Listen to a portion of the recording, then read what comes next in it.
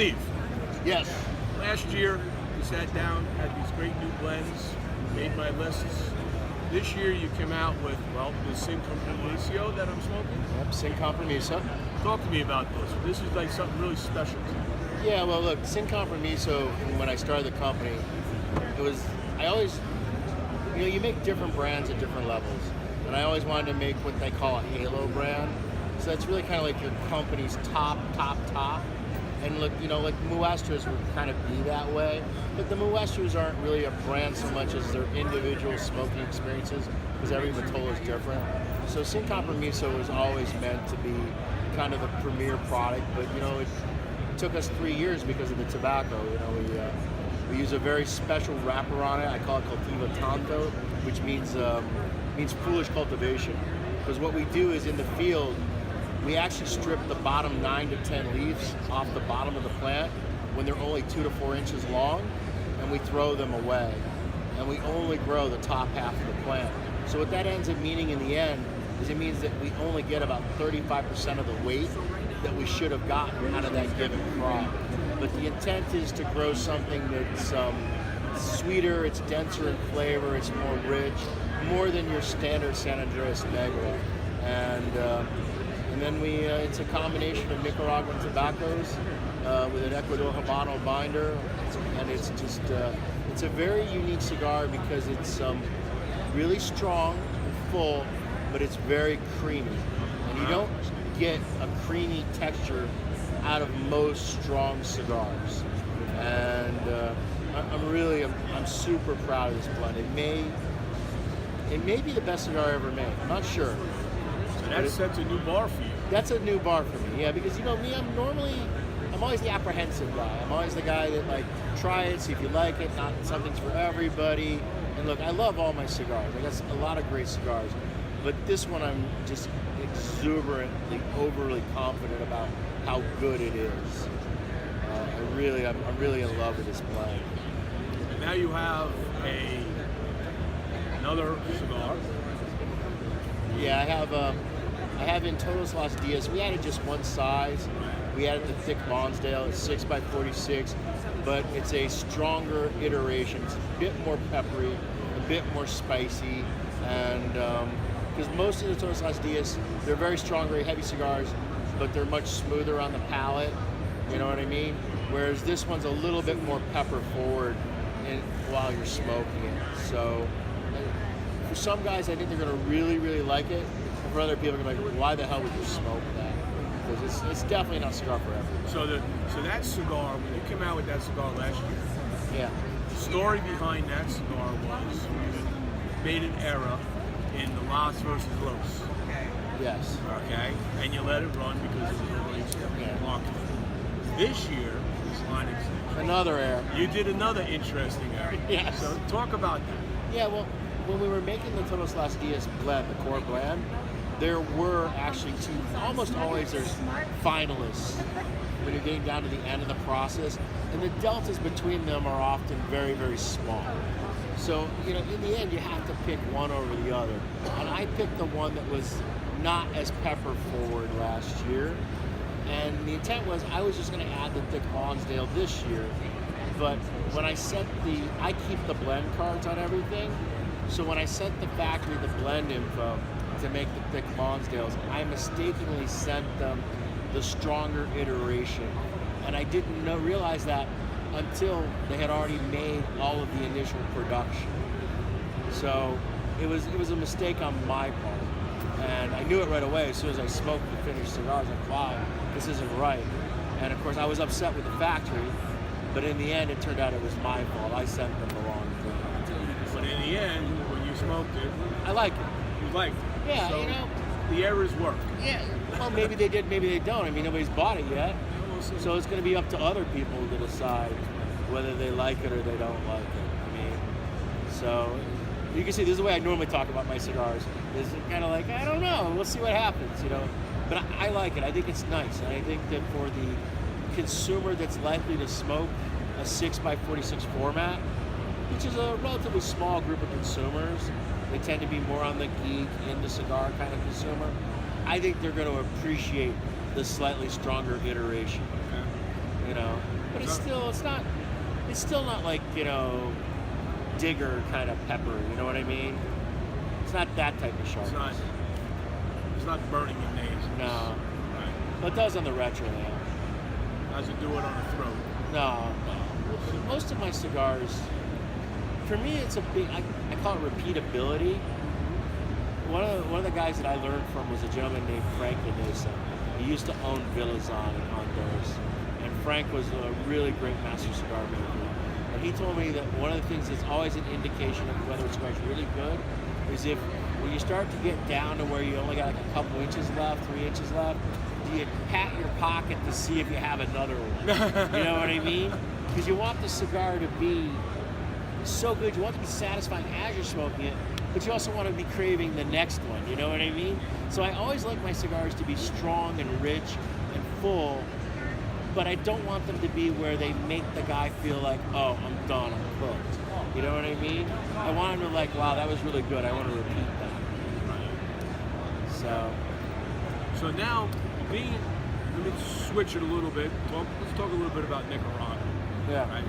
With all this activity going on in Nicaragua, some people are able to get their cigars out, some people haven't. Yeah. You got all this uprising going on. What is your view of what's I honestly don't know where this is heading. It's a very difficult situation. I mean, the country is pretty much universally turned against Ortega. He only has maybe 3 or 4% support. The problem is on the other side, there's no opposition party that can come in and fill in the gap. He's not willing to go. We've now had over 300 deaths. We have another 200 people missing. I mean, and all the turmoil that's been going on in Venezuela for 7 years, and it's a total shit show. There's actually been more killings in Nicaragua since April 18th than there's been in 7 years in Venezuela.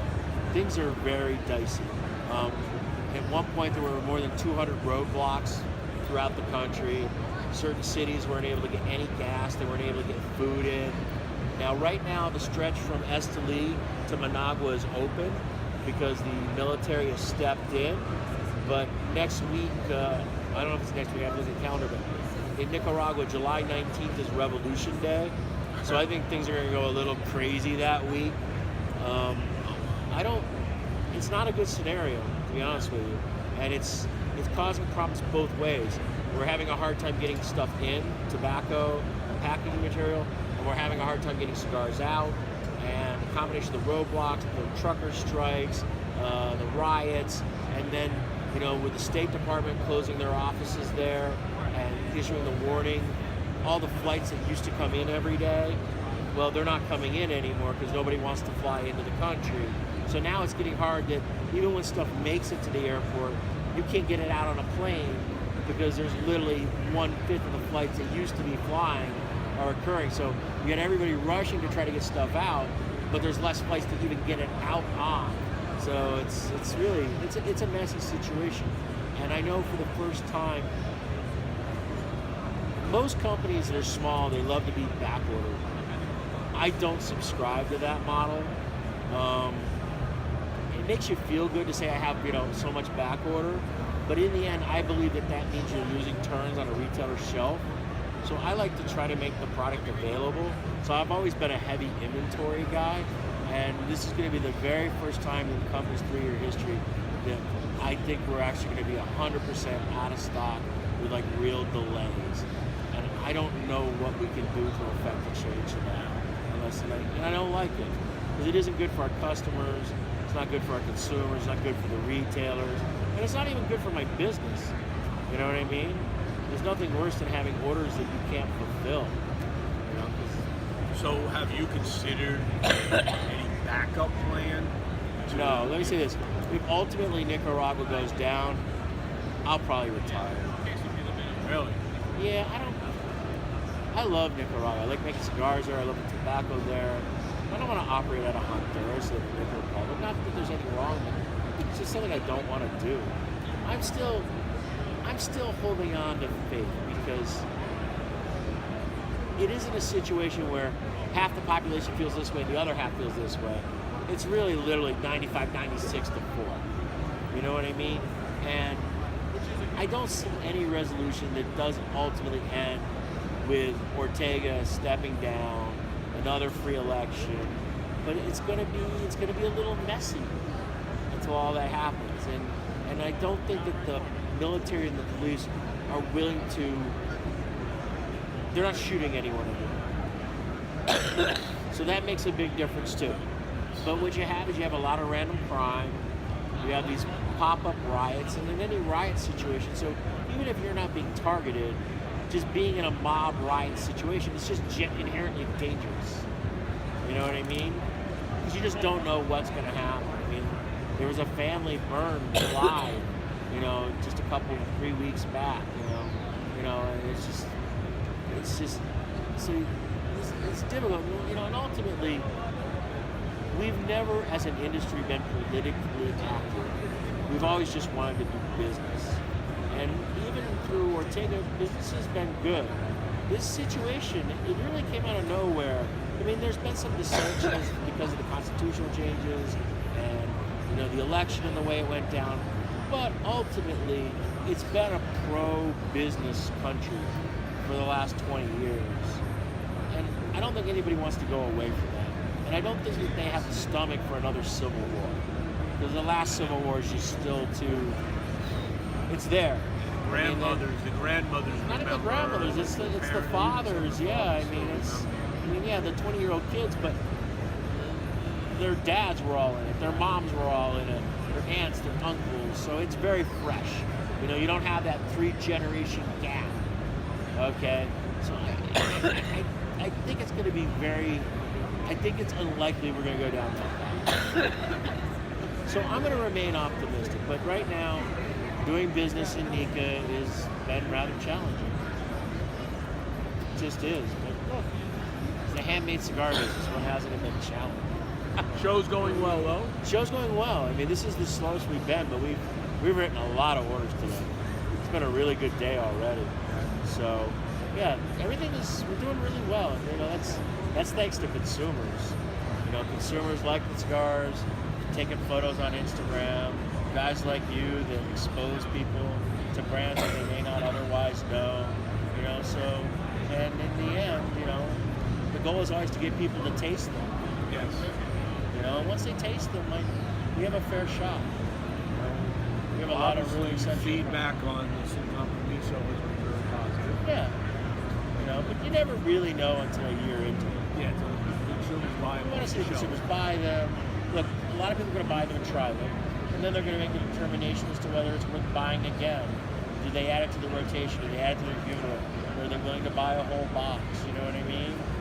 What's the price point on this? Oh, egregiously expensive. They are like 15 to 19. I mean, it's super tippy top of the line. It's by far, other than unicorn nonsense, it's by far the most expensive cigar. But I'm not really worried about. I want it to be exceptional. I'm not really worried about the volume of sales. All right. Steve Saka, Dunbarton Tobacco and Trust. Appreciate it. There it is. This is Stogie Press. Peace.